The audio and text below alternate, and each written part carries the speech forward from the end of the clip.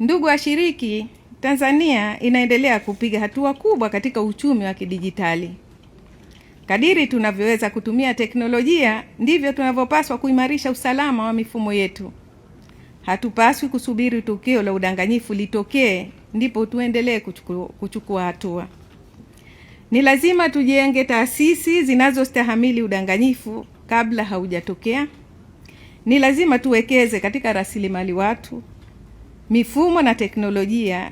Ni lazima tuimarishe maadili ya utumishi wa umma, na ni lazima tulinde kila shilingi ya umma kwa kiwango sawa kwa usalama wa taifa.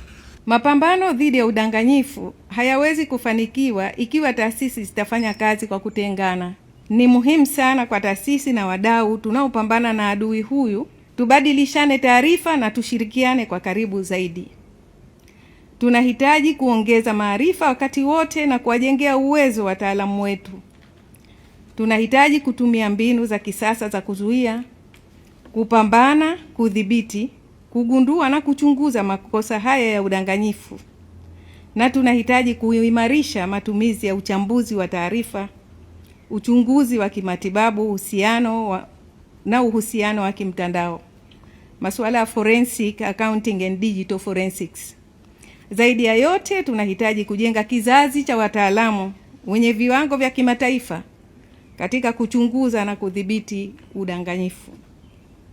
Tunasisitiza kuwa tunapoenda katika kujenga uchumi huu wa dijitali, lazima pia tujenge uwezo wa kulinda uchumi dhidi ya uhalifu wa kifedha ambao unaweza kutokea.